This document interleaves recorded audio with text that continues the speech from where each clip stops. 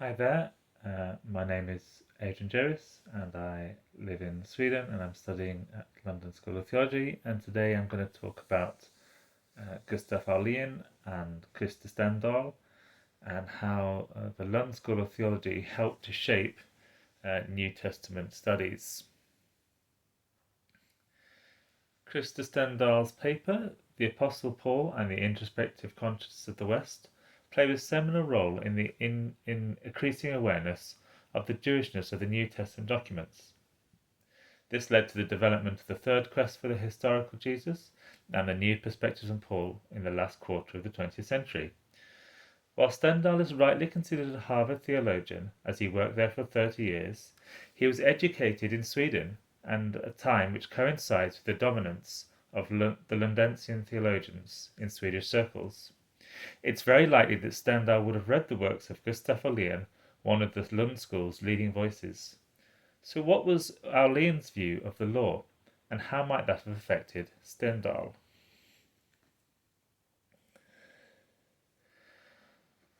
While Gustaf Aulén is most known for his 1930 publication on the Atonement called Christus Victor, studies of his work have also focused on his Lex Creationis, that is, law of creation, which is considered one of the founding concepts in the development of the so-called Scandinavian creation theology.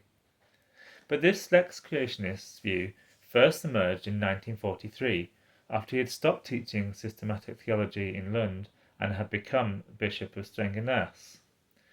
Before that time, Aulén had a very different view of the law, and as very few of his works from before 1930 have been translated into English, this earlier position is never considered in secondary literature. My work on Aulén has focused on his three most substantial works written in the last 10 years when he was at Lund. Den Kristen Gudsbilden from 1927, which has never been translated into English. Den allmänliga Kristentron from 1923, which was translated as The Faith of the Christian Church in 1943. And of course Christus Victor, which was published in 1930 and translated into English in 1931. In these works, Aulén does occasionally mention the law as holy, righteous, and good, end quote. But on the whole, the presentation of the law is extremely negative. We are given a view of the law which stands as an antithesis to the gospel of God, of the God of love. Aulén means more than the Pentateuch when he says the law. He is talking about the whole religion of the Old Testament. So according to Aulén, and the quote is up there, Judaism's faith in God operates on the level of a legal system, end quote. The faith of the the faith of the Old Testament is presented in Pelagian terms as a religion of works righteousness through merit, in a contrast to a God-given salvation which is received through faith alone. This can be seen very clearly in Aulén's own presentation of the Christian image of God in the Kristen Gudsbilden, and is also reflected in his views of Luther in that same work. Further confirmation of Aulén's stance can be seen when he considers the works of Marcion. Aulén is not as enthusiastic about the 2nd century theologian as Adolf Harnack, but the Swede does see Marcion in a very positive light, commenting that, open quote, his interpretation of Christianity is one of the most striking and original in the whole history of Christian thought, end quote.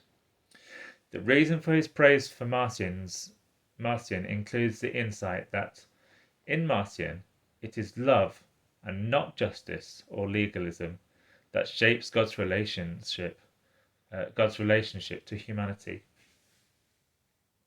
The allmänliga Kristentron also presents a similar picture of the law. For example, in the section of the Prologoma entitled Christianity and Judaism. According to Aulén, and the quotes here again, the Old Testament religion was preeminently a religion of law. The relationship between God and man is conceived as a relation regulated by law. Further traces of this antinomian stance can also be seen in Christus Victor, And I've got 3 quotes that I put up there. The way of legal righteousness which the law recommends, or rather demands, can never lead to salvation and life. It leads like the way of human merit, Romans 4:4, not to God, but away from God and deeper into sin. Quote number 2. Such texts express in the most pointed way Paul's opposition to Judaism and all legalistic religion. And the final quote, the divine love cannot be imprisoned in categories of merit and justice. So in all 3 books that I have looked at, Aulén presents a united front regarding his view of the religion of the Old Testament. It is one that promotes a legalistic, works-based system, and his antinomian view was shared by all his Lundensian colleagues, Ragnar Bring, Anders Nygren, and even Gustaf Fingren.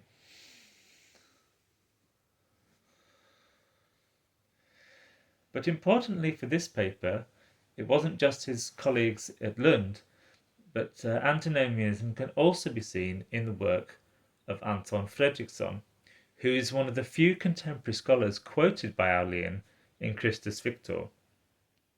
So we see in Fredriksson this quote here. Normative Jewish religion considered that the terrible might of the devil must be checked by the strict practice of the law in all situations of life. Only by regulating their lives in the least detail in accordance with the law could the holy people defend themselves against spiritual dissolution, against destruction. What they were trusting in was the law. So that's his view of Old Testament religion. This Norwegian New Testament scholar was a lecturer at Uppsala from 1928 to 1953, but he was also a good friend of Aulén's family. This is because Aulén's wife was Norwegian, and Aulén himself walked a fine line regarding Sweden's official neutral policy as a neutral position in the Second World War, as he actively supported the Norwegian cause against Nazi Germany.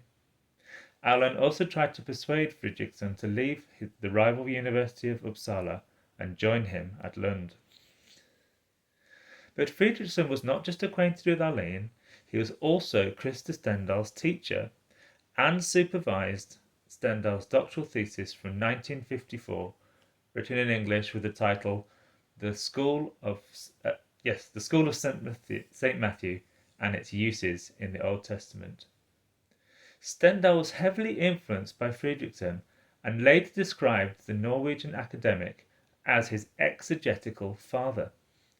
But this relationship would have surprising consequences in the 20th century, which can be seen by discussing some of the changes that have taken place since 1980.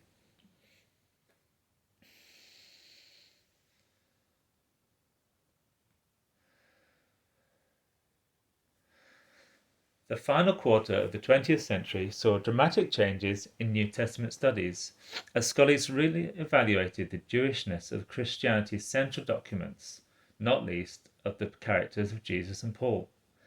This reassessment has been one of the main catalysts to movements such as the Third Quest for the Historical Jesus and the New Perspective on Paul.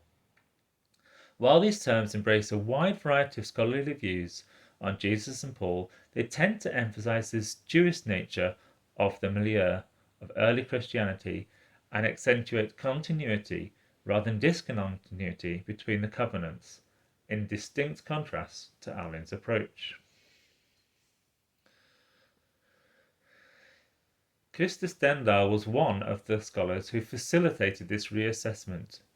He spent 30 years of his career at Harvard, and after a brief spell in Sweden at the end of his career, he then retired back in the USA and stayed there till he passed away in 2008. Not only that, but he wrote in English.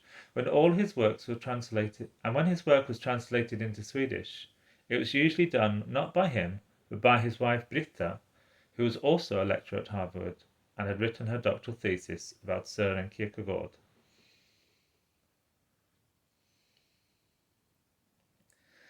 But the fact remains that Stendahl was Swedish. He was born in Sweden and lived there for the first 33 years of his life. He was ordained in the Swedish Lutheran Church. He undertook his theological education at Uppsala, just as Aulén had done. And just like Aulén, he would end his career as a bishop in the Church of Sweden. And while Stendahl studied at the rival theological college, his time at Uppsala also coincided with the zenith of Lundensian theology in Sweden. It is impossible to imagine that he did not read Aulén and his colleagues' work and debate the topics that Aulén and his colleagues thought were important. So while Stendahl is rightly acknowledged as a Harvard scholar, he wrote his seminal essay, The Apostle Paul and the Introspective Conscience of the West, first in Swedish in 1960, when he had only lived in the USA for 6 years. In his later works, he suggests he actually made the break with Judaism whilst he was in Sweden and when he was a student chaplain at the University of Uppsala between 1948 and 1950. So the Apostle Paul and the Introspective Conscience of the West represents a Swedish theologian reflecting on the Lutheran situation in Swedish. The West, as Stendahl is talking about, is not Europe or even the West at all. Rather, it is reflecting specifically on the Swedish Lutheran scene in 1940s and 1950s. Stendahl's claim, contextually speaking, is that Lutheran theology of writers like Aulén has read Luther's guilt-stricken conscience into the New Testament. It seems that shortly after emigrating, and now a safe distance away, Stendahl feels that he can criticize the Lutheranism of his country of origin. And while he does not name the Lundensian school, it seems clear that his critique is directed at the type of view Aulén held. For example, and I quote, "The Reformers' interpretation of Paul rests on an analogism, where Pauline statements about faith, work, law and the gospel, Jews and Gentiles, are read into the framework of late medieval piety. The law, the Torah, with its specific requirements of circumcision and food restriction, becomes a general principle of legalism in religious matters." And there we can almost hear Aulén's comments in what Stendahl says.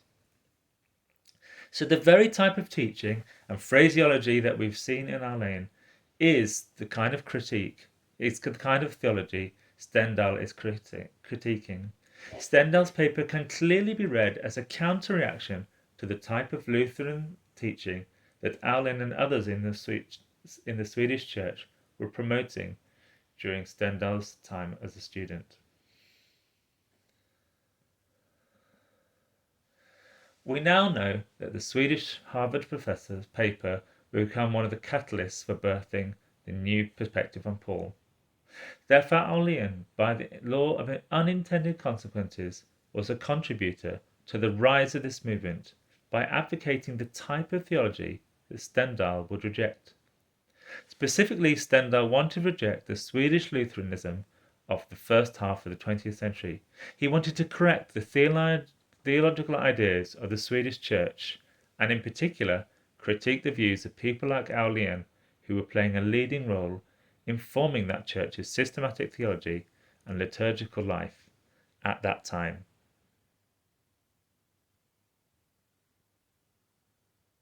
Thank you very much.